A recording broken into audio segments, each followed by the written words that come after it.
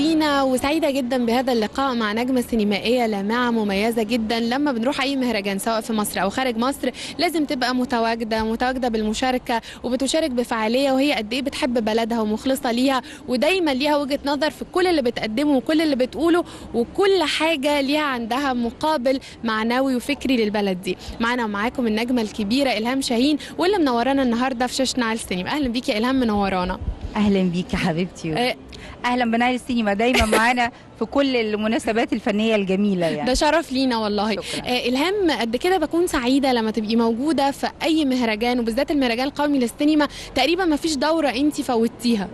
ايه قيمه المهرجان من وجهه نظرك؟ والله المهرجان القومي للسينما ومهرجان القاهره السينمائي ومهرجان اسكندريه السينمائي وكل مهرجاناتنا العربيه كمان، يعني انا بشوف ان احنا لازم نبقى واحنا جوه مصر سبورت للسينما المصريه وللفن المصري، واحنا بره احنا بنمثل مصر، واحنا خارج مصر في مهرجانات اخرى احنا بنمثل مصر، فلازم يبقى تمثيل مصر تمثيل مشرف. فانا بشوف ان المهرجانات دي مهمه جدا وفيها فايده كبيره سواء لينا احنا الفنانين او للجمهور. يعني بتابع افلام فرصه اكيد مش هقدر اشوفها طول السنه، والجمهور هيستفيد ويشوف افلام مميزه، لان عاده افلام المهرجانات بتبقى افلام مميزه جدا. تعليقك ايه باختيار الدكتور يحيى الفخراني لرئاسه المسابقه الكبيره اللي هي مسابقه الافلام الروائيه الطويله؟ انت شايفه السنه دي الدوره هتبقى مختلفه بوجود يحيى الفخراني؟ طبعا يحيى الفخراني فنان كبير جدا وحبيب قلبي، ده نصف ربيعي الاخر. ايوه طبعا. وطبعا انا سعيده جدا جدا ان انا ابقى معاه في نفس لجنه التحكيم، وانه يبقى رئيس لجنه طبعا. التحكيم. فنان خبره كبيره وتاريخ مشرف، الحقيقه فنان رائع على كل المستويات. يعني انا بالنسبه لي صحبته في لجنه التحكيم يعني استمتاع، ان انا مع نجم كبير وعظيم واخ وصديق وحاجات كتير وتاريخ طويل بينا من ايام ليالي الحلميه من زمان قوي، ونصف ربيع الاخر يحيى فعلا. يعني انا سعيده قوي قوي بتواجده، لان هو قليل التواجد. صحيح. انا سعيده ان هو موجود معانا السنه دي في لجنه تحكيم المهرجان القومي للسينما المصريه. باعتبار حضرتك عضوه في لجنه التحكيم، دايما عينك هتبقى على ايه في تقييم الفيلم، خاصه انك مش ممثله ونجمه بارعه في تقديم ادوارها على الشاشه بس، لا انت ليكي صولات وجولات وسافرتي كتير ورحتي مهرجانات وكنتي رئيسه لجنه تحكيم في اكتر من مهرجان داخل وخارج مصر، وبرضو عضويه لجان تحكيم كتيره جدا. معايير تقييم الافلام السنه دي المشاركه في هذه الدوره 18. يعني انا بيهمني ان العمل يبقى عمل متكامل في كل شيء، يعني كل عناصر العمل فعلا عناصر جيده. يعني انا بشوف انه ما ينفعش يبقى في عنصر جيد في فيلم ضعيف. طبعا. فيهمني ان الافلام اللي تاخد الجوائز فعلا تبقى فعلا افلام قيمه، افلام فيها سينما حقيقيه، متعوب فيها، المواضيع اللي بتتقدم فيها فكر، فيها رساله، فيها قيمه. يعني السينما دي احنا بنتعلم منها، بنستمتع بيها، بتحرك مشاعرنا، بتغير في افكارنا. فعايزين السينما دي تبقى حاجه قويه في حياتنا. نعم. إلهام شاهين، كانت بتربطك صداقة قوية جدا جدا بالنجمة الرائعة معالي زايد، واللي رحلت عن عالمنا في أقل من شهر. يعني هي ودعناها من شهر، والحقيقة كانت في صراع طويل مع مرض الكانسر. إحساسك إيه بغياب معالي زايد في الدورة دي، وخاصة إن هي دايما ليها الروح الجميلة والجذابة وليها الطلة المميزة على الشاشة؟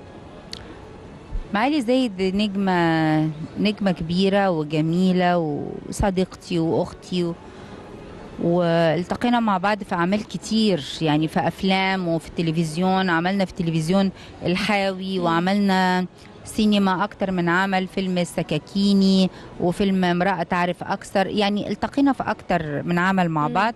كنت ببقى سعيدة كل مرة ان انا اشتغل معاها. الشغل معاها كان ممتع جدا، وكانت حبيبتي بجد، الله يرحمها. الله يرحمها. بس هي النهاردة هتبقى الغائب الحاضر. معالي زايد بتتكرم، اسمها بيتكرم النهاردة. كنت اتمنى طبعا ان التكريم ده يبقى في حياتها، ودايما اقول يعني نفتكر دايما نجومنا وفي حياتهم نكرمهم. هي مشكله يا نجمتنا، ان انت دايما كنت بتقولي كده ان احنا بنفتكر نكرم نجومنا بعد رحيلهم، ليه ما يتكرموش في حياتهم؟ احنا دايما بنعرف قيمه الاشياء الغاليه قوي لما بنفقدها طبعا مع الاسف. فانا اتمنى يعني انه في المهرجانات اللي جايه يتداركوا ده ويكرموا الفنانين في حياتهم وهم عايشين عشان يسعدوا بده، مش غيرهم او اللي هيجي يستلم الجايزه مثلا بدلهم. ده مهم قوي للفنان، مهم المعنوياته جدا، مهم انه يحس ان تاريخه ده ليه قيمه وانه عشان كده بيتكرم. يعني نتدارك ده ان شاء الله في اللي جاي. والنهارده هبقى مبسوطه واسمها بيتكرم عشان هقول هي عايشه بينا، هي عايشه بينا باعمالها، بافلامها ومسلسلاتها والاعمال الجميله اللي قدمتها. فانا بقول الفنان ما بيموتش، الفنان بيفضل موجود، بنشوفه وبنسمعه اكيد. هي موجوده معانا طبعا. إلهام شاهين، يعني اهداء روح المهرجان في الدوره 18 للصبوحه الشحروره اللي كلنا حبيناها واتفرجنا على افلامها، اللي هي ممكن نقول ان هي لبنانيه ولكن بمذاق مصري، انت شايفه المساله لا دي؟ هي لبنانيه مصريه لان هي عندها جنسيه مصريه. فصبوحه بتاعتنا بتاعت مصر زي ما هي بتاعت لبنانيه بالظبط. وصبوحة تاريخ كبير، تاريخ كبير، يعني من أول ما وعيت على إن في حاجة اسمها فن، وأنا بشوف الصبوحة وبستمتع بيها بصوتها الجميل، بفنها الجميل، بالأفلام الجميلة اللي قدمتها لنا. يعني هي بالنسبة لي رمز للشياكة والأنوثة والجمال.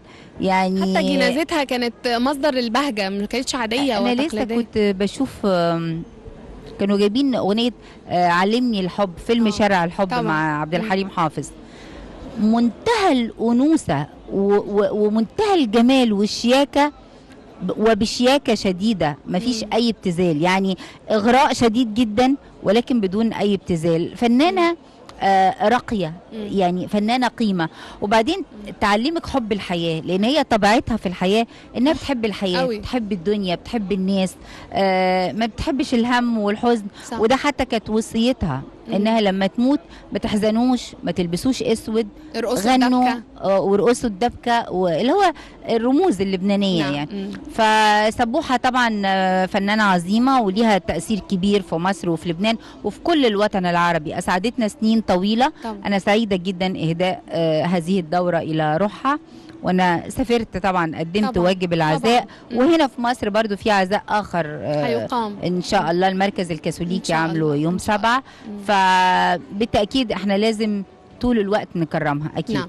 نجمتنا المميزة جدا صاحبة الإطلالة دائمة التجدد إلهام شاهين، شرفتينا ونورتينا، وبننتظر من هذه الدورة وخاصة أن أنت عضو لجنة تحكيم المسابقة الرسمية الكبيرة الأفلام الروائية الطويلة. هننتظر أن الاختيارات تبقى اختيارات مميزة جدا جدا في ظل وجودك وجود دكتور يحيى الفخراني. شكرا لك، نورتينا. ربنا يوفقنا والجوائز تروح لمن يستحقها فعلا إن شاء الله. ميرسي جدا. أنا أشكركم. ميرسي أو شكرا. مشاهدينا لسه مكملين معاكم مشوارنا، ودلوقتي اسمحوا لنا ان احنا نقترب اكتر من معالي زايد اللي رحلت عن عالمنا منذ اقل من شهر بعد صراع طويل مع المرض. معالي زايد صاحبة الابتسامة الرائعة والإطلالة المميزة، معالي زايد اللي جات لنا من أسرة فنية عظيمة جدا، محبة للحياة ومعروفة بجدعنتها وليها قيمة كبيرة جدا، وقائمة تطول من الأفلام المميزة السينمائية وأيضا الأعمال التلفزيونية الرائعة. تعالوا معنا نتذكر معالي زايد من خلال هذه الدورة من المهرجان القومي للسينما في دورته ال18.